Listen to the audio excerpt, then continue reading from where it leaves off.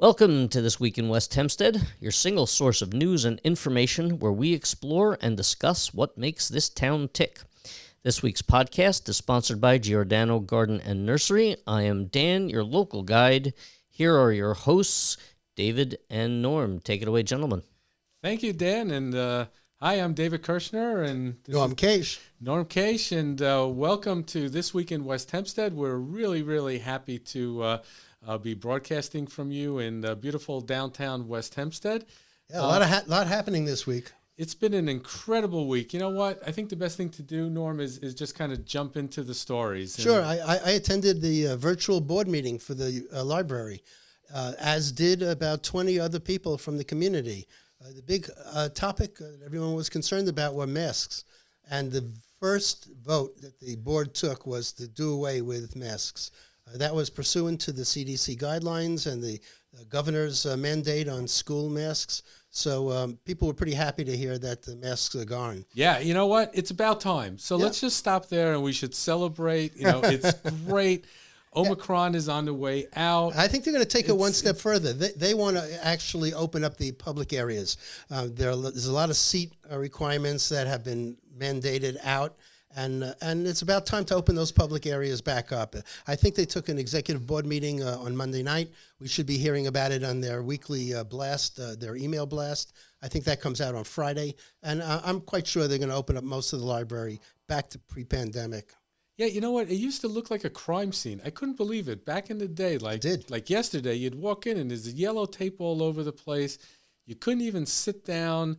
It was really horrible. Yeah, they mentioned themselves that they didn't like it. The staff didn't appreciate it either, but they were afraid. They need to be responsible for the health and welfare of the community. And they felt between a rock and a hard place. Nobody wanted it. Everybody hated it. And hopefully it's gone. Yeah, no, what was really interesting was the story played out a little bit on the local West Hempstead Facebook site. Dan, maybe you can fill us in on what happened there.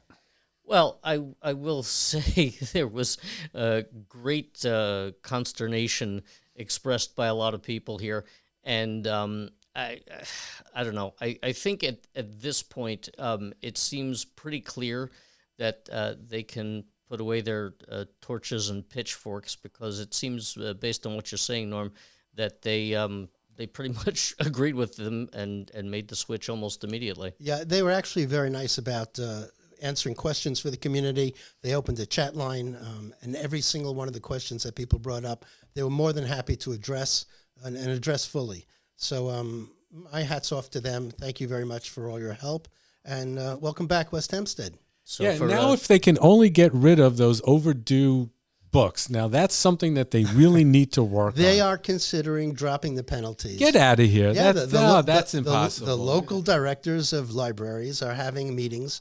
They have a policy issue that's being mandated to do away with penalties. And I think our library is just waiting for that report to come out. And when they do, I'm quite sure we won't see penalties again. Yeah, you know what? I think I have one of my kids on the library most wanted list for overdue books. I think I saw their picture. Yeah, you know, let's bring it down.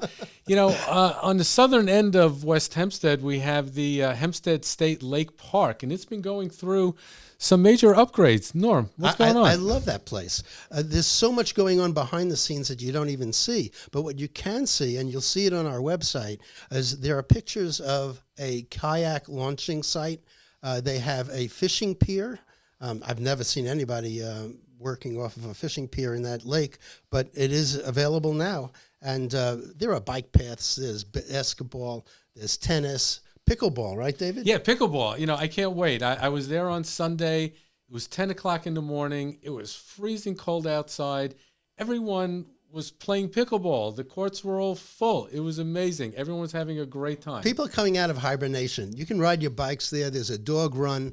The views of the lake from different perspective, absolutely gorgeous. Yeah, you could even catch some religion in the park, because I always see some, group hanging out in there and preaching and all that good stuff, or having a barbecue. A lot of people coming in from the city.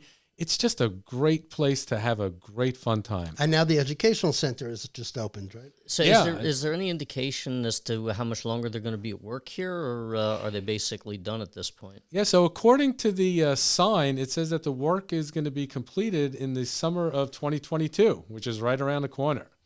I think they still have quite a bit of work to do, but you can go there and enjoy everything. A lot of the work that they still have left is out of the path and still something that's required for mitigation of flooding and things that really go back to the time of Sandy. Yeah, that's right. So this was part of a $125 million Sandy super fund that was in place to kind of help all of the South Shore areas, and just doing an amazing, amazing job. Can't wait to see. Great asset for the community. If you haven't spent time there, take your family, get in the park, enjoy yourself. And bring your pickleball rackets or paddles or whatever it is. Absolutely. And bring your dog as well, because the dog path in the park is just unbelievable. Your dog, your family, your kids, your grandmother, everyone will have an amazing time. Yeah. We also had some tragedy. Thankfully, nobody was hurt. But 4:30 in the morning, we had a fire in our community on Sycamore Street. Yeah, so it was a horrible fire. It was covered by all the major networks. Channels 2, 4, and 7 were there. Channel 12 had their chopper up. I believe Channel 2 had their chopper up as well. Got major wall-to-wall coverage. Definitely got me out of bed. And it closed the major roads.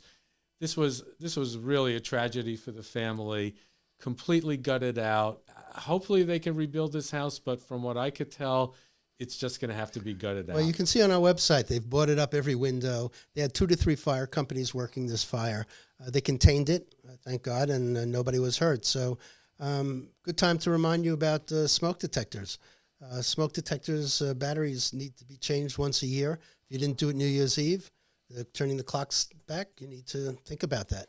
Absolutely, and that's a great tip. And so that's going to wrap it up for this week in West Hempstead.